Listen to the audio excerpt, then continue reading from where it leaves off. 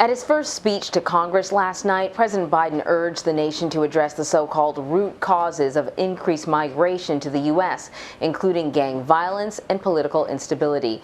It comes as the administration is facing continued criticism from Republicans over the increase of migrant families crossing the U.S.-Mexico border. In response, the president called on members of Congress to pass his immigration reform proposals.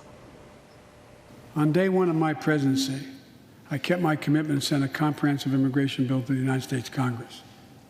If you believe we need to secure the border, pass it because it has a lot of money for high-tech border security. If you believe in a pathway to citizenship, pass it.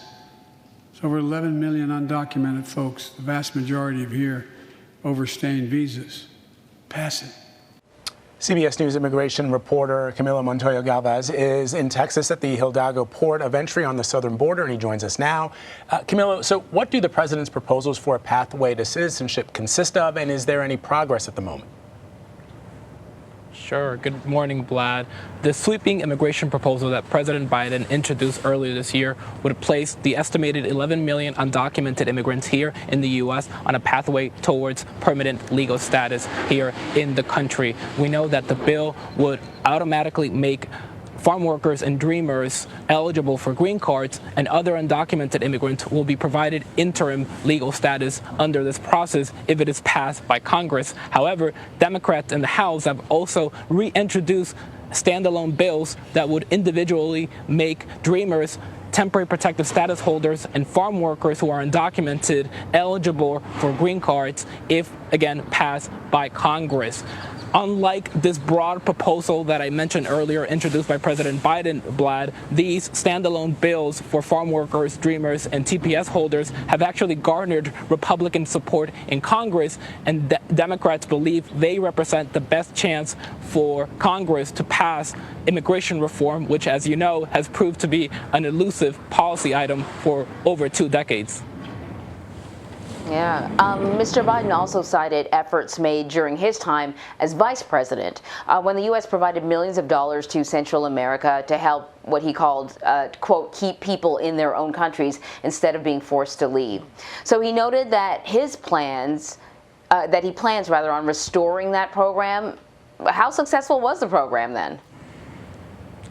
Sure. Well, it's difficult, Anne-Marie, to calculate the impact of the aid that the U.S. has sent to Central America over the years. It has been billions of dollars that have been sent to try to reduce the so-called push factors that prompt families and unaccompanied children to journey here to the U.S.-Mexico border. Country conditions in these countries have not materially changed over the years. We still see plenty of political instability in Central America's Northern Triangle. We know that there is still widespread poverty in many parts of this region, including in Guatemala's indigenous communities. We know that there are still widespread insecurity problems and gang violence, especially in countries like El Salvador. And we know that right now Guatemala is suffering from food insecurity. Many communities there are suffering from hunger, and that is prompting many families to come here to the U.S.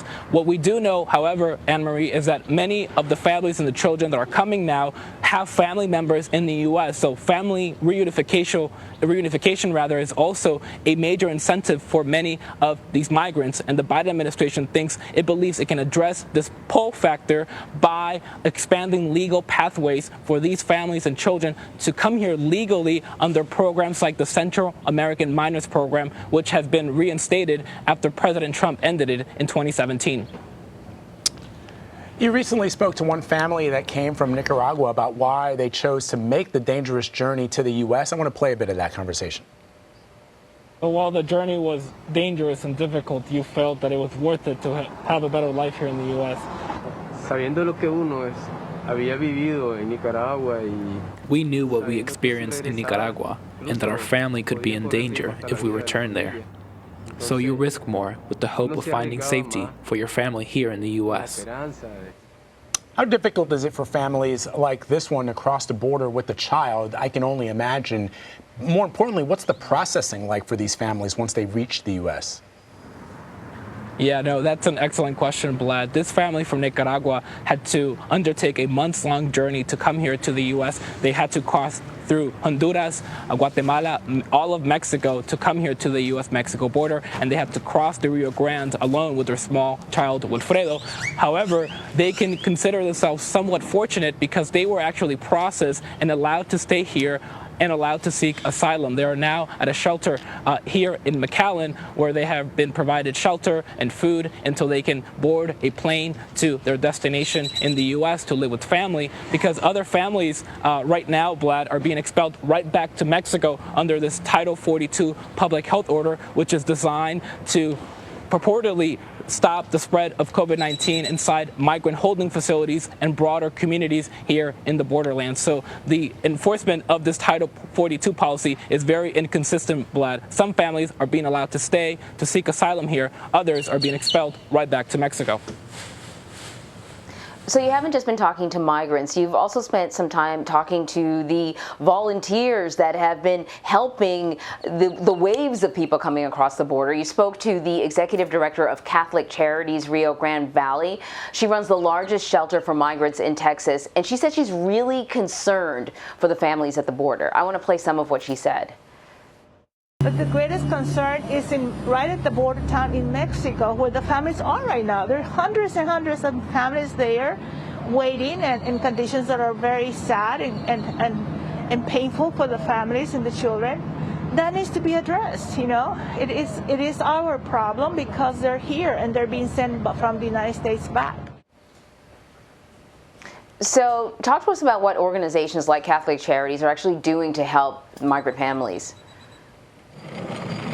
Sure. So for context, Anne-Marie, the Biden administration has effectively discontinued the practice of detaining migrant families in the long term, a practice that experts have concluded is detrimental to the emotional and physical well-being of children. And so they are relying now on NGOs like Sister Norma's organization, Catholic Charities, to process migrants, to shelter them until they can board a plane or a bus to live with family and friends while their asylum cases are adjudicated. Because right now, again, the U.S. government is not detaining them for the duration of their immigration proceedings. This is a practice that the Trump administration tried to curtail. It derided it as catch and release, and it started to detain most families for the duration of their immigration proceedings. But it is a practice that the Biden administration says is the best one to deal with the families who are being released into the U.S. A record number of unaccompanied children crossed the U.S.-Mexico border last month. What are you learning about the Biden administration's progress on this? Sure. So nearly 19,000 unaccompanied children entered U.S. border custody in March. That is an all-time record high, Vlad. But numbers have decreased slightly in April. They will still be a record high for any April in U.S. history. And the Biden administration has made some progress in getting unaccompanied children out of these inadequate and often overcrowded Border Patrol facilities. As you can remember, Vlad, back in March, there were nearly 6,000 unaccompanied children stranded in these Border Patrol facilities, which, again, are not supposed to house minors for more than 72 hours. Now there are currently about 1,000 unaccompanied children in Border Patrol custody. So that is a important drop. However, there are about 22,000 unaccompanied children in the custody of the Department of Health and Human Services, including at makeshift shelters like convention centers in Dallas, San Antonio, and San Diego, and work camps and military sites in El Paso and in other parts of Texas. So now HHS has to figure out, Vlad, how it will release more than 20,000 children to potential sponsors here in the U.S.